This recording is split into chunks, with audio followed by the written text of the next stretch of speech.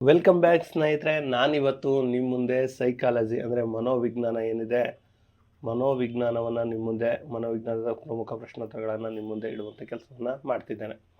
ಅದಕ್ಕಿಂತ ಮುಂಚಿತವಾಗಿ ನಿಮ್ಮೆಲ್ಲರಿಗೂ ಒಂದು ವಿಚಾರವನ್ನು ಹೇಳ್ತಾ ಇದ್ದೀನಿ. ತುಂಬ ಜನ ಕೇಳ್ತಾ ಇದ್ರಿ, ಸರ್ ಸೈಕಾಲಜಿ ನೋಟ್ಸ್ ಬೇಕು ಸರ್ ಅಂತ. ಸೈಕಾಲಜಿ ನೋಟ್ಸ್ ಬೇಕು ಸರ್, ಅದು PDF ರೆಡಿ ಆಗ್ತಿದೆಯಾ ಅಂತ ತುಂಬ ಜನ ಡಿಮ್ಯಾಂಡನ್ನು ಇಟ್ಟಿದ್ರಿ. ಇದೀಗ ಸೈಕಾಲಜಿ ನೋಟ್ಸ್ ರೆಡಿ ಆಗಿದೆ. ಅದು ಹೇಗಿದೆ ಅಂತ ನೋಡಿಬಿಡಿ. ನೋಡಿ ಸ್ನೇಹಿತರೆ, PDF ಹೇಗಿದೆ, ಮನೋವಿಜ್ಞಾನದ ಪರಿಕಲ್ಪನೆ ಅಂತ ಹೀಗೆ ಶುರುವಾಗುತ್ತೆ ನೋಡಿ. PDF ಮನೋವಿಜ್ಞಾನ ಬೆಳೆದು ಬಂದ ದಾರಿ ಇರಬಹುದು, ಪಿತಾಮಹರು ಹೇಳಿಕೆಗಳು ಇರಬಹುದು, ಮನೋವಿಜ್ಞಾನದ ಪಿತಾಮಹರು, ಶೈಕ್ಷಣಿಕ ಮನೋವಿಜ್ಞಾನದ ಪಿತಾಮಹರು, ಆಧುನಿಕ ಮನೋವಿಜ್ಞಾನದ ಪಿತಾಮಹರು, ಶೈಕ್ಷಣಿಕ ಮನೋವಿಜ್ಞಾನ ಅಂದ್ರೇನು, ಶೈಕ್ಷಣಿಕ ಮನೋವಿಜ್ಞಾನದ ವ್ಯಾಪ್ತಿ, ಅದರಲ್ಲಿ ಸಾಮಾಜಿಕ ಮನೋವಿಜ್ಞಾನ, ಚಿಕಿತ್ಸಾ ಮನೋವಿಜ್ಞಾನ, ವಿಭೇದಾತ್ಮಕ ಮನೋವಿಜ್ಞಾನ, ಶೈಕ್ಷಣಿಕ ಮನೋವಿಜ್ಞಾನದ ವಿಧಾನಗಳು, ಅಂತರವಲೋಕನ, ವೀಕ್ಷಣಾ ವಿಧಾನ, ಆಮೇಲೆ ಪ್ರಾಯೋಗಿಕ ವಿಧಾನ, ವ್ಯಕ್ತಿ ಅಧ್ಯಯನ,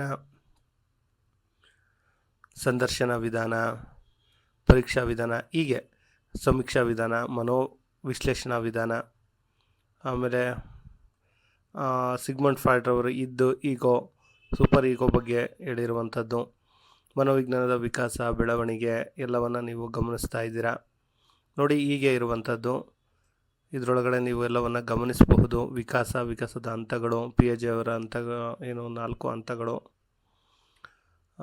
ಇನ್ನು ಹೀಗೆ ಸಂವೇದನಾತ್ಮಕ ವಿಕಾಸ ಎಲ್ಲವೂ ನಿಮಗೆ ಕಾಣಿಸ್ತಾ ಇರಬಹುದು. ಬೌದ್ಧಿಕ ಅಗತ್ಯತೆಗಳು, ವಿಕಾಸಾತ್ಮಕ ಕಾರ್ಯಗಳು, ಪೂರ್ವ ಬಾಲ್ಯ, ಉತ್ತರ ಬಾಲ್ಯದ ಪ್ರಮುಖ ಅಂಶಗಳು ಇರ್ಬೋದು. ಕಲಿಕಾ ಪ್ರಕ್ರಿಯೆ ಸಿದ್ಧಾಂತಗಳು ಮುಖ್ಯವಾಗಿ ಬರುವಂಥದ್ದು. ಥಾರ್ನ್ಡೈಕ್ನ ಪ್ರಯತ್ನ ಪ್ರಮಾದ ಕಲಿಕೆ, ಸಾಂಪ್ರದಾಯಿಕ ಅನುಬಂಧನ ಕಲಿಕೆ ಇರಬಹುದು, ಕ್ರಿಯಾಜನ್ಯ ಅನುಬಂಧನ ಕಲಿಕೆ, ಒಳನೋಟ ಕಲಿಕೆ, ಸಾಮಾಜಿಕ ಕಲಿಕಾ ಸಿದ್ಧಾಂತ, ಅನ್ವೇಷಣ ಕಲಿಕೆ, ಪ್ರಬುದ್ಧ ಕಲಿಕೆ, ಪದಸೋಪಾನ ಕಲಿಕೆ ಇರ್ಬೋದು. ವಿಶೇಷ ಅಂಶಗಳು, ಕಲಿಕೆಯ ಮೇಲೆ ಪ್ರಭಾವ ಬೀರುವಂತಹ ಅಭಿಪ್ರೇರಣೆ ಇರ್ಬೋದು, ಒಗಳಿಕೆ, ಅರಿವು ನೋಡಿ, ಇವೆಲ್ಲವೂ ಇರುವಂಥದ್ದು ನೀವು ಕ್ಲಿಯರಾಗಿ ನೋಡ್ಬೋದು. ಇಲ್ಲೆಲ್ಲ ಎಷ್ಟು ಕ್ಲಿಯರಾಗಿ, ಎಷ್ಟು ಫಾಂಟ್ ಎಲ್ಲ ಕೂಡ ನೀವು ಬೇಕಿದ್ರೆ ಮೊಬೈಲಲ್ಲೇ ಓದ್ಬೋದು ಅಥವಾ ಪ್ರಿಂಟೌಟ್ ಆದರೂ ತೆಗೆದುಕೊಳ್ಬೋದು.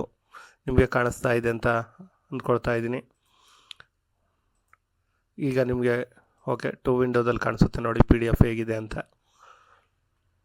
ಈ ರೀತಿ ಇರುವಂಥದ್ದು ಸ್ನೇಹಿತರೆ. ನಿಮ್ಗೆ ಏನಾದರೂ ಬೇಕಾದರೆ ನಾನು ಹೇಳಿದ್ನಲ್ಲ ಆಗಲೇ, 149 ರೂಪೀಸ್ ಮೊದಲ 30 ಕಾಫಿಗಳಿಗೆ ಇರುವಂಥದ್ದು. ಸೊ ನಿಮ್ಗೆ ಯಾರಿಗಾದರೂ ಇಂಟ್ರೆಸ್ಟ್ ಇದ್ದರೆ ತೆಗೆದುಕೊಳ್ಬಹುದು. PDF ಹೇಗೆ ಕಾಣಿಸ್ತಾ ಇದೆ ಅಂತ ನೋಡ್ತಾ ಇದ್ದೀರಲ್ಲ. ಓಕೆ, ಇದೊಂದು ನನ್ನದೊಂದು ಸಣ್ಣ ಪ್ರಯತ್ನ ಸ್ನೇಹಿತರೆ. ಯಾಕಂದರೆ ಸೈಕಾಲಜಿ ಅನ್ನುವಂಥದ್ದು ಏನಿದೆ, ಇದು ತುಂಬ ಡಿಫಿಕಲ್ಟ್ ಸಬ್ಜೆಕ್ಟ್. ಅದನ್ನು ಒದಗಿಸುವಂಥ ಕೆಲಸವನ್ನು ನನ್ನ ಟೀಮ್ ಮಾಡಿದೆ. ಅವರಿಗೆ ಧನ್ಯವಾದವನ್ನು ಹೇಳ್ತೀನಿ. ಯಾರಿಗೆಲ್ಲ ಬೇಕು ತಪ್ಪದೆ PDF ತೆಗೆದುಕೊಳ್ಳಿ. ನೋಡಿದ್ರಲ್ಲ, ಅಂದರೆ ಮನೋವಿಜ್ಞಾನಕ್ಕೆ ಸಂಬಂಧಪಟ್ಟ ಕಂಪ್ಲೀಟ್ ಡೀಟೇಲ್ಸ್ ಈ PDF ಲಭ್ಯ ಇದೆ. ಈ PDF ನೀವು ಪಡೆದುಕೊಳ್ಬೇಕು ಅಂದರೆ ನಿಮ್ಮೆಲ್ಲರಿಗೂ ಗೊತ್ತಿರುವಂತೆ 9945005138ಗೆ ಫೋನ್ಪೇ ಅಥವಾ ಗೂಗಲ್ ಪೇ ಯಾವುದಾದ್ರೂ ಓಕೆ. ನೀವು GPay ಮೂಲಕ ಎಷ್ಟು 149 ರೂಪೀಸನ್ನು ಸೆಂಡ್ ಮಾಡಿ ಅದರ ಸ್ಕ್ರೀನ್ಶಾಟವನ್ನು ಕಳಿಸಿದರೆ ಯಾವ ನಂಬರ್ಗೆ 9945005138ಕ್ಕೆ ನಿಮಗೆ ಈ ನೋಟ್ಸನ್ನು ನಾವು ಕಳಿಸುವಂತಹ ಕೆಲಸವನ್ನು ಮಾಡ್ತೀವಿ. ಆದರೆ ಒಂದು ಕಂಡೀಷನ್, ನಮ್ಮ ಟೀಮು ಇದನ್ನು ಮಾಡೋದಕ್ಕೆ, ಅಂದರೆ ಸೈಕಾಲಜಿ ನೋಟ್ಸನ್ನು ಎಷ್ಟು ಸುಲಭಕ್ಕೆ ಸಿಗಲ್ಲ ಸರ್, ತುಂಬ ಕಷ್ಟಪಟ್ಟು ಮಾಡಿದ್ವಿ, 149ಗೆಲ್ಲ ಆಗೋದಿಲ್ಲ ಸರ್ ಅಂತ ಅಂದರು. ಬಟ್ ಓಕೆ, ತೊಂದರೆ ಇಲ್ಲ. ಮೊದಲ 30 ಅಂದರೆ ಸ್ನೇಹಿತರೆ, ಇವತ್ತು 12ನೇ ತಾರೀಕು ಅಂದರೆ ಇವತ್ತು 12/5/2026ನೇ ತಾರೀಕು ಮೊದಲ 30 ಕಾಪಿಗಳು ಏನಿರ್ತಾರೆ, ಮೊದಲ 30 ಕಾಪಿಗಳು ಏನು ತಗೊಳ್ತಾರೆ ಅವರೆಲ್ಲರಿಗೂ ಕೂಡ ಜಸ್ಟ್ 149 ರೂಪೀಸ್ಗೆ ಇದು ಲಭ್ಯವಿದೆ. ಎಷ್ಟಕ್ಕೆ? 149 ರೂಪೀಸ್. ಅದಾದ ಮೇಲೆ 12ನೇ ತಾರೀಕು ಆದಮೇಲೆ 13ನೇ ತಾರೀಕಿಂದ ಮತ್ತು 12ನೇ ತಾರೀಕಲ್ಲಿ ಮೊದಲ 30 ಕಾಪಿಗಳಿಗೆ ಮಾತ್ರ 149, ಅದಾದ ನಂತರ 199 ರೂಪೀಸ್ ಇರುವಂಥದ್ದು. ಸ್ನೇಹಿತರೆ, ಆದಷ್ಟು ಬೇಗ ಅಂದರೆ ನೀವು 149ಗೆ ತಗೊಳ್ಳೋಕ್ಕೆ, ಮೊದಲ 30 ಕಾಪಿಗಳನ್ನು ತಗೊಳ್ಳೋದಕ್ಕೆ ಟ್ರೈ ಮಾಡಿ ಅಂತ ಹೇಳ್ತಾ, ಒಂದು ವೇಳೆ ಸರ್ ನನಗೆ ಆಗ್ತಾ ಇಲ್ಲ ತಗೊಳ್ಳೋಕ್ಕೆ ಅಂದರೆ ಕ್ಲಾಸ್ಗಳನ್ನು ನೋಡಿ, ಆ ಕ್ಲಾಸ್ ಅಂದರೆ ಸೈಕಾಲಜಿ ಕ್ಲಾಸ್ಗಳನ್ನು ನೋಡಿ ನೀವು ಇದು ಮಾಡ್ಬೋದು. ಈ PDF ನಿಮಗೆ ಗೊತ್ತಿರಲಿ ಎಲ್ಲ ಕಂಪ್ಲೀಟ್ ಚಾಪ್ಟರ್ಗಳನ್ನು ಕವರ್ ಮಾಡಲಾಗಿದೆ. ಕೆಲವೊಂದು ಹಳೆಯ ಪ್ರಶ್ನೆ ಪತ್ರಿಕೆಗಳು ಏನಿದೆ, ಹಳೆಯ ಪ್ರಶ್ನೆ ಪತ್ರಿಕೆಗಳು ಅವುಗಳನ್ನು ಪ್ರಶ್ನೆಗಳು ಮತ್ತು ಉತ್ತರಗಳು ಕೂಡ ಇದೆ. ಒಂದು ರೀತಿ ಇದು ಯಾವುದಕ್ಕೆ ಈ PDF ಏನಿದೆ PSTRಗೂ ಅನುಕೂಲ ಆಗುತ್ತೆ, GPSTRಗೂ ಅನುಕೂಲ ಆಗುತ್ತೆ, ಮತ್ತು HSTRಗೂ ಕೂಡ ಅನುಕೂಲ ಆಗುವಂಥದ್ದು. ಈ ಮೂರಲ್ಲಿ ಯಾವುದಕ್ಕೆ ಪ್ರಿಪೇರ್ ಆಗ್ತಾ ಇದ್ರೂ ಕೂಡ ಈ ಏನು ಸೈಕಾಲಜಿ PDF ಅತ್ಯಂತ ಅವಶ್ಯಕವಾಗಿರುತ್ತೆ. ಒಂದೊಮ್ಮೆ ನೋಡಬಹುದು, ನಾನು ಏನು ತೋರಿಸ್ತೇವೆ PDF ಅದರೊಳಗಡೆ ಕ್ಲಿಯರ್ ಆಗಿದೆ ಎಲ್ಲ ಚಾಪ್ಟರ್ಗಳು ಇರುವಂಥದ್ದು. ಸೊ ಇಷ್ಟ ಆದರೆ ತಪ್ಪದೆ ಈ PDF ತೆಗೆದುಕೊಳ್ಳಿ ಅಂತ ಹೇಳ್ತಾ ಈಗಿನ ವಿಡಿಯೋವನ್ನು ಮುಂದುವರಿಸೋಣ. ಮಗುವಿನ ಬೆಳವಣಿಗೆ ಮತ್ತು ವಿಕಾಸದ ಮೇಲೆ ಪ್ರಭಾವ ಬೀರುವ ಅಂಶಗಳು ಯಾವುವು ಅಂದರೆ ಅನುವಂಶೀಯತೆ ಮಾತ್ರನ ಖಂಡಿತ ಅಲ್ಲ, ಪರಿಸರ ಮಾತ್ರನ ಖಂಡಿತ ಅಲ್ಲ. ಅನುವಂಶೀಯತೆ ಮತ್ತು ಪರಿಸರ ಎರಡು ರೈಟ್, ಶಾಲಾ ಪರಿಸರ ಮಾತ್ರ ಇಲ್ಲ. ಸರಿಯಾದ ಉತ್ತರ ಅನುವಂಶೀಯತೆ ಮತ್ತು ಪರಿಸರ ಎರಡೂ ಕೂಡ ಇಂಪ್ಯಾಕ್ಟ್ ಮಾಡುತ್ತೆ, ಅಂದರೆ ಪ್ರಭಾವವನ್ನು ಬೀರುತ್ತೆ. ವಿಕಾಸ ಒಂದು ಏನಪ್ಪ ಅಂದರೆ ನಿರಂತರ ಪ್ರಕ್ರಿಯೆ, ನಿರಂತರವಲ್ಲದ ಪ್ರಕ್ರಿಯೆ ಅಲ್ಲ. ಕೇವಲ ದೈಹಿಕ ಅಥವಾ ಹಠಾತ್ ಬದಲಾವಣೆ ಖಂಡಿತ ಅಲ್ಲ. ಸರಿಯಾದ ಉತ್ತರ ವಿಕಾಸ ಒಂದು ನಿರಂತರ ಪ್ರಕ್ರಿಯೆ ಆಗಿರುವಂಥದ್ದು. ಮನೋವಿಜ್ಞಾನದ ವರ್ತನೆಯನ್ನು ಅಭ್ಯಸಿಸುವ ಮನೋವಿಜ್ಞಾನವು ವರ್ತನೆಯನ್ನು ಅಭ್ಯಸಿಸುವ ವಿಜ್ಞಾನ ಎಂದು ಹೇಳಿದ್ದು JB ವಾಟ್ಸನ್. ಎಲ್ರಿಗೂ ಗೊತ್ತಿರುವಂಥದ್ದು JB ವಾಟ್ಸನ್. ಇನ್ನು ಶೈಕ್ಷಣಿಕ ಮನೋವಿಜ್ಞಾನದ ಪ್ರಮುಖ ಉದ್ದೇಶ ಏನಪ್ಪ ಅಂದರೆ ಮಗುವಿನ ಸರ್ವಾಂಗೀಣ ವಿಕಾಸವನ್ನು ಸಾಧಿಸುವಂಥದ್ದು ಅಥವಾ ನೆರವಾಗುವಂಥದ್ದು. ಜೀನ್ ಪಿಯಾಜೆ ಅವರ ಪ್ರಕಾರ ವಿಕಾಸದ ಹಂತಗಳು 4 ಹಂತಗಳು. ಅದನ್ನು ನೀವು ಕಾಮೆಂಟಲ್ಲಿ ತಿಳಿಸಿ. ಕಲಿಕೆಯ ಮೇಲೆ ಪ್ರಭಾವ ಬೀರುವ ವೈಯಕ್ತಿಕ ಅಂಶ ಯಾವುದಪ್ಪ ಅಂದರೆ ಸಮೂಹ ಮಾಧ್ಯಮ, ಅದು ವೈಯಕ್ತಿಕ ಆಗಲ್ಲ. ಶಾಲೆಯ ನಿಯಮಗಳು ವೈಯಕ್ತಿಕ ಆಗಲ್ಲ. ಶಿಕ್ಷಕರ ವ್ಯಕ್ತಿತ್ವನೂ ಆಗಲ್ಲ. ಬುದ್ಧಿಶಕ್ತಿ ಮತ್ತು ಆಸಕ್ತಿ ವೈಯಕ್ತಿಕ ಅಂಶ ಆಗುವಂಥದ್ದು. ಇನ್ನು ಬುದ್ಧಿಶಕ್ತಿಯ ಸೂಚ್ಯಂಕ I ಅಂದರೆ ಇದರ ಕಂಡುಹಿಡಿಯುವ ಸೂತ್ರ ಇದುವ ಯಾವುದು ಅಂತ ಇರುತ್ತೆ. ಅಂದರೆ ಮಾನಸಿಕ ವಯಸ್ಸು ದೈಹಿಕ ವಯಸ್ಸು ಇಂಟು 100 ಆಗಿರುವಂಥದ್ದು, MA/CA/100 ಆಗಿರುವಂಥದ್ದು. ಇದು ನಿಮಗೆ ಗೊತ್ತಿರಲಿ. ಇನ್ನು ಸೃಜನಾತ್ಮಕತೆಯ ಪ್ರಮುಖ ಲಕ್ಷಣ ಏನಪ್ಪ ಅಂದರೆ ಬಹುಮುಖ ಚಿಂತನೆ.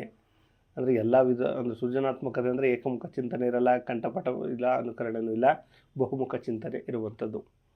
ಕಲಿಕಾ ನ್ಯೂನತೆಗಳಲ್ಲಿ ಡಿಸ್ಲೆಕ್ಸಿಯಾ ಎಂದರೆ ಏನು ಅಂತಂದರೆ ಓದುವಿನಲ್ಲಿ ಕೊರತೆ ಇದ್ದರೆ ಅದನ್ನು ಡಿಸ್ಲೆಕ್ಸಿಯಾ. ಗ್ರಾಫಿಯಾ ಅಂತ ಇದ್ದರೆ ಬರವಣಿಗೆಯಲ್ಲಿ, ಗಣಿತದ ಸಮಸ್ಯೆಗಳಲ್ಲಿ, ಇವೆಲ್ಲವೂ ಕೂಡ PDF ಅಲ್ಲಿ ಕ್ಲಿಯರ್ ಆಗಿ ನಾನು ಏನು ತೋರಿಸ್ತಾ ಇದರಲ್ಲಿ ಕ್ಲಿಯರ್ ಆಗಿ ಇರುವಂಥದ್ದು. ಇದೆಲ್ಲದಕ್ಕೂ ಆನ್ಸರ್ ಕೂಡ ಇರುವಂಥದ್ದು. ಸಮನ್ವಯ ಶಿಕ್ಷಣ ಅಂದರೆ ಕೇವಲ ಸಾಮಾನ್ಯ ಮಕ್ಕಳಿಗೆ ಶಿಕ್ಷಣ ನೀಡುವುದು ಅಲ್ಲ, ವಿಶೇಷ ಅಗತ್ಯವು ಮಕ್ಕಳಿಗೆ ಪ್ರತ್ಯೇಕವಾಗಿ ಶಿಕ್ಷಣ ನೀಡುವುದಲ್ಲ. ಸಾಮಾನ್ಯ ಮಕ್ಕಳು ವಿಶೇಷ ಅಗತ್ಯವುಳ್ಳ ಮಕ್ಕಳು ಒಂದೇ ಕಡೆ ಶಿಕ್ಷಣ ನೀಡುವುದೇ ಸಮನ್ವಯ ಶಿಕ್ಷಣ ಎನ್ನುವರು. ಪ್ರೇರಣೆಯು ಕಲಿಕೆಯಲ್ಲಿ ಯಾವುದೇ ಪಾತ್ರ ವಹಿಸೋದಿಲ್ವಾ? ಯಾಕೆ ವಹಿಸಲ್ಲ? ಕಲಿಕೆಯನ್ನು ಕುಂಠಿತಗೊಳಿಸಲು ಖಂಡಿತವಾಗಿಲ್ಲ. ಕಲಿಕೆಗೆ ಅಡಿಪಾಯ ಕಲಿಕೆಗೆ ಅಡಿಪಾಯವನ್ನು ಹಾಕುವಂಥದ್ದೇ ಪ್ರೇರಣೆ. ಬಹುಮುಖ ಬುದ್ಧಿಶಕ್ತಿ ಸಿದ್ಧಾಂತವನ್ನು ಪರಿಚಯಿಸಿದವರು ಯಾರು? ಬಹುಮುಖ ಬುದ್ಧಿಶಕ್ತಿ ಸೂಚ್ಯಂಕವನ್ನು ಪರಿಚಯಿಸಿದವರು ಯಾರು? ಥಾರ್ನ್ಡೈಕ್. ಬಹುಮುಖ ಬುದ್ಧಿಶಕ್ತಿ ಸಿದ್ಧಾಂತ. ಅರೆಯದ ಅವಧಿಯನ್ನು ಒತ್ತಡ ಮತ್ತು ತುಮುಲಗಳ ಕಾಲ ಅಂತ ಹೇಳಿದ್ದು G. ಸ್ಟ್ಯಾನ್ಲಿ ಹಾಲ್. ಮಗುವಿನ ಸಾಮಾಜಿಕರಣದ ಪ್ರಥಮ ಘಟಕ ಯಾವುದಪ್ಪ ಅಂದರೆ ಕುಟುಂಬ. ಇನ್ನು ಸ್ಮೃತಿ ಅಥವಾ ಮೆಮೊರಿಯ ಪ್ರಮುಖ ಅಂದರೆ ಮೊದಲನೆಯ ಹಂತ ಯಾವುದಪ್ಪ ಅಂದರೆ ಕಲಿಕೆ ಎನ್ನುವಂಥದ್ದು. ಸ್ನೇಹಿತರೆ, ಇಲ್ಲಿ ನಿಮಗೆ ಇನ್ನೊಂದು ವಿಚಾರವನ್ನು ನಾನು ಹೇಳಬೇಕಾಗಿದೆ. ಏನು PDF ನಾನು ಈಗಾಗಲೇ ಸೈಕಾಲಜಿ ಹೇಳಿದೆ, ಅದೇ ರೀತಿ 6ರಿಂದ 10ನೇ ತರಗತಿಯ ಏನು ತರಗತಿ ಇದೆ ಅದರ ಸೋಷಿಯಲ್ ಸೈನ್ಸ್ ಏನಿದೆ ಅದರ ಕಂಪ್ಲೀಟ್ PDF ಅಂದರೆ 474ಕ್ಕೂ ಹೆಚ್ಚು ಪುಟಗಳನ್ನು ಒಳಗೊಂಡಿರುವಂತಹ ಎಲ್ಲ ಚಾಪ್ಟರ್ಗಳನ್ನು ಒಳಗೊಂಡ ಪ್ರಶ್ನೋತ್ತರಗಳು ಇರುವಂತಹ PDF ಕೂಡ ಇದೆ. ನಿಮಗೆ GPSTR ಅಥವಾ HSTRಗೆ ನೀವು ಓದಬೇಕಾದ್ರೆ ಎಲ್ಲ ಚಾಪ್ಟರ್ಗಳನ್ನು 6ರಿಂದ 10ನೇ ತರಗತಿಯನ್ನು ನೀವು ಓದೋಕ್ಕಾಗೋದಿಲ್ಲ, ಅಷ್ಟು ಟೈಮ್ ಕೂಡ ಇಲ್ಲ. ಅದನ್ನು ಜಸ್ಟ್ 474 ಪುಟಗಳಿದೆ. ಇದರ PDF ಕೂಡ 149. ಇದೇ ನಂಬರ್ಗೆ ಯಾವುದು 9945005138ಗೆ ಗೂಗಲ್ ಪೇ ಅಥವಾ ಫೋನ್ಪೇ ಮಾಡಿ ನೀವು ತೆಗೆದುಕೊಳ್ಬಹುದು. ಇದಷ್ಟೇ ಅಲ್ಲದೆ ನಮ್ಮ ಬಳಿ ಸೈನ್ಸ್ಗೆ ಸಂಬಂಧಪಟ್ಟಿದ್ದು ಸೈನ್ಸ್ ಅಂದರೆ ನಿಮಗೆ ಗೊತ್ತಿರಲಿ 7ರಿಂದ 10ನೇ ತರಗತಿಯ ಸೈನ್ಸ್ ಏನಿದೆ ಸೈನ್ಸ್ಗೆ ಸಂಬಂಧಪಟ್ಟ ಪ್ರಶ್ನೋತ್ತರಗಳ PDF ಕೂಡ ಇರುವಂಥದ್ದು. ಇದಷ್ಟೇ ಅಲ್ಲದೆ ಕಂಪ್ಯೂಟರ್ PDF ಇದೆ. ಯಾವುದು ಕಂಪ್ಯೂಟರ್ PDF ಎಲ್ಲವೂ ಒಂದೇ ರೇಟ್ ಇದೆ 149. ಮತ್ತು ಕನ್ನಡ PDF ಕೂಡ ಇದೆ, ಕನ್ನಡ PDF ಕೂಡ ಇರುವಂಥದ್ದು. ಮತ್ತು PSTRಗೆ ಸಂಬಂಧಪಟ್ಟಂತೆ ಇರುವಂಥದ್ದು EVS ಕೂಡ ಇರುವಂಥದ್ದು. ಸ್ನೇಹಿತರೆ ಎಲ್ಲವೂ ಕೂಡ 149. ಆದರೆ ಈ ಏನು ಸೈಕಾಲಜಿ ಏನಿದೆ ಅದರ ಸೈಕಾಲಜಿ ಮೊದಲ ಫಸ್ಟ್ ಕಾಪಿಗಳು 12ನೇ ತಾರೀಕು ಮಾತ್ರ, ಅಂದರೆ ಇವತ್ತು 12ನೇ ತಾರೀಕು ಮಾತ್ರ 149 ರುಪೀಸ್ಗೆ ಮೊದಲ 30 ಕಾಪಿಗಳು ನಿಮಗೆ ಸಿಗುತ್ತೆ. ಅದಾದ ಮೇಲೆ 199 ರುಪೀಸ್ ಆಗುವಂಥದ್ದು. ಯಾಕಂದರೆ ಅದರ ಶ್ರಮ ಅಷ್ಟಿದೆ, ನಮ್ಮ ಟೀಮ್ ಶ್ರಮ. ಅದಕ್ಕೋಸ್ಕರ ಯಾರೆಲ್ಲ ತಗೊಳ್ತೀರೋ ಅವರೆಲ್ಲವೂ ಕೂಡ 12ನೇ ತಾರೀಕು ಫಸ್ಟ್ 30 ನೀವು ತೊಗೊಂಡ್ರೆ ನಿಮಗೆ ಒಂದು 149ಗೆ ಸಿಗುತ್ತೆ. ಓಕೆ.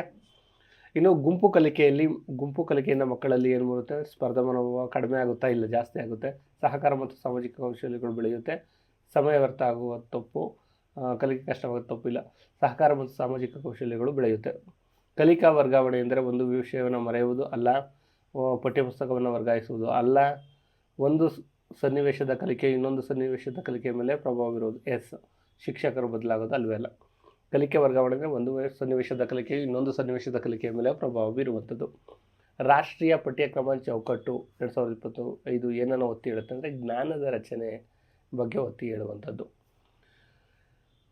ನಿರಂತರ ಮತ್ತು ವ್ಯಾಪಕ ಮೌಲ್ಯಮಾಪನ CE ವ್ಯಾಪಕ ಎನ್ನುವಂತಹದ್ದು ಏನನ್ನು ಸೂಚಿಸುತ್ತೆ ಅಂದರೆ ಪಠ್ಯಪುಸ್ತಕ ಮತ್ತು ಪೂರಕ ವಿಷಯಗಳ ಎರಡರ ಮೌಲ್ಯಮಾಪನವನ್ನು ಸೂಚಿಸುತ್ತೆ. ಒಬ್ಬ ಶಿಕ್ಷಕ ತರಗತಿಯಲ್ಲಿ ಪ್ರಶ್ನೆ ಕೇಳಲು ಮುಖ್ಯ ಉದ್ದೇಶ ಏನಪ್ಪ ಅಂದರೆ ಮಕ್ಕಳಲ್ಲಿ ಕುತೂಹಲ ಮೂಡಿಸುವುದು, ಕಲಿಕೆಯನ್ನು ಉತ್ತೇಜಿಸುವಂಥದ್ದು. ವೈಯಕ್ತಿಕ ಭಿನ್ನತೆಗಳನ್ನು ಹೋಗಲಾಡಿಸಲು ಶಿಕ್ಷಕರು ಏನು ಮಾಡಬೇಕು ಅಂದರೆ ಮಕ್ಕಳ ವೈವಿಧ್ಯಮಯ ಅಗತ್ಯಗಳಿಗೆ ತಕ್ಕಂತೆ ಬೋಧನಾ ಕ್ರಮಗಳನ್ನು ಅಳವಡಿಸಿಕೊಳ್ಬೇಕು. ಕಲಿಕೆಯಲ್ಲಿ ಪ್ರಯತ್ನ ಪ್ರಮಾದ ಟ್ರಯಲ್ ಆ್ಯಂಡ್ ಎರರ್ ಸಿದ್ಧಾಂತದ ಪ್ರತಿಪಾದಕರು ಯಾರಪ್ಪ ಅಂದರೆ ಥಾರ್ನ್ಡೈಕ್, ನಿಮಗೆ ಗೊತ್ತಿರ್ತಾರೆ. ಸೃಜನಶೀಲ ಮಗುವನ್ನು ಗುರುತಿಸಲು ಈ ಕೆಳಗಿನ ಯಾವುದನ್ನು ಬಳಸಬಹುದು ಅಂದರೆ ವೈವಿಧ್ಯಮಯ ಆಲೋಚನೆಗಳನ್ನು ಮಾಡೋದು. ಕಂಠಪಾಠ ಪರೀಕ್ಷೆ ಅದು ಸೃಜನಶೀಲರಿಗಾಗಲ್ಲ, ಬುದ್ಧಿಶಕ್ತಿ ಪರೀಕ್ಷೆನೂ ಆಗಲ್ಲ, ದೈಹಿಕ ಸಾಮರ್ಥ್ಯನೂ ಆಗಲ್ಲ. ವೈವಿಧ್ಯಮಯ ಆಲೋಚನಾ ಸಾಮರ್ಥ್ಯ ಪರೀಕ್ಷೆ.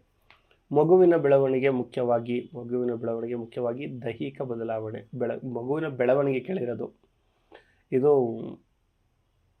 ಬೆಳವಣಿಗೆ. ವಿಕಾಸ ಆದರೆ ಸಾಮಾಜಿಕ ಬದಲಾವಣೆ, ಮಾನಸಿಕ ಬದಲಾವಣೆ ಅವೆಲ್ಲವೂ ಬರುತ್ತೆ, ನೈತಿಕ ಬದಲಾವಣೆ. ಬಟ್ ಅಲ್ಲಿ ಬೆಳವಣಿಗೆ ಕೇಳಿರೋದ್ರಿಂದ ದೈಹಿಕ ಬದಲಾವಣೆ. ಕಲಿಕೆಯ ಮೆಟ್ಟಿಲು ಸಿದ್ಧಾಂತವನ್ನು ಪರಿಚಯಿಸೋರು ರಾಬರ್ಟ್ ಗ್ಯಾಗ್ನೆ.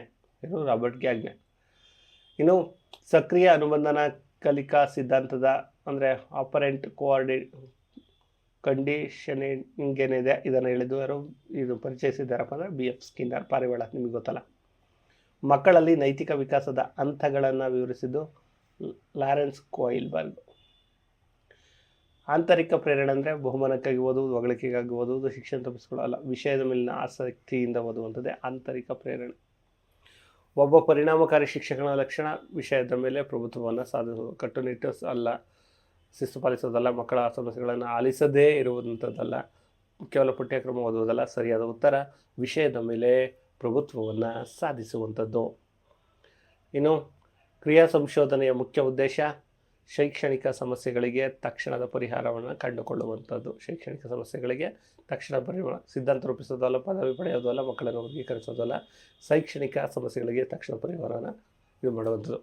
ಇನ್ನು ಸ್ನೇಹಿತರೆ, ನೇಮಕಾತಿಯ ಬಗ್ಗೆ ಖಂಡಿತವಾಗಿಯೂ ನೇಮಕಾತಿ ಆಗುತ್ತೆ. ಅದರೊಳಗಡೆ ಯಾವ ನೇಮಕಾತಿ ಆಗುತ್ತೆ ಅಂತ ಗೊತ್ತಿಲ್ಲ. ಅಂದರೆ PSTRದು ಸರ್ ನೇಮಕಾತಿ ಆಗುತ್ತಾ ಅಂತ ಕೇಳಿದರೆ ಖಂಡಿತವಾಗಿಯೂ ಇದರ ಬಗ್ಗೆ ಕೆಲವೊಂದು ಹೋರಾಟಗಾರರು ಅಂದರೆ ವಿದ್ಯಾರ್ಥಿಗಳು ಹೋರಾಟ ಮಾಡ್ತಾ ಇದ್ದಾರೆ. ಆದರೆ ಹೆಚ್ಚು ಮಟ್ಟದಲ್ಲಿ ಆಗದಿದ್ದರೂ ಕೂಡ ಕಡಿಮೆ ಮಟ್ಟದಲ್ಲಿ ಆಗುವಂತಹ ಸಾಧ್ಯತೆಗಳಿದೆ. ಇನ್ನು GPSTR ಏನಿದೆ, GPSTR ಮತ್ತು HSTR ಕೂಡ ಕಾಲ್ಫಾರ್ಮ್ ಆಗೋ ಸಾಧ್ಯತೆ ಹೆಚ್ಚಿರುವಂಥದ್ದು. ಸೊ ಅದಕ್ಕೋಸ್ಕರ ನೀವು ಈಗಿನಿಂದಲೇ ಸ್ಟಡಿಯನ್ನು ಆರಂಭಿಸಿ.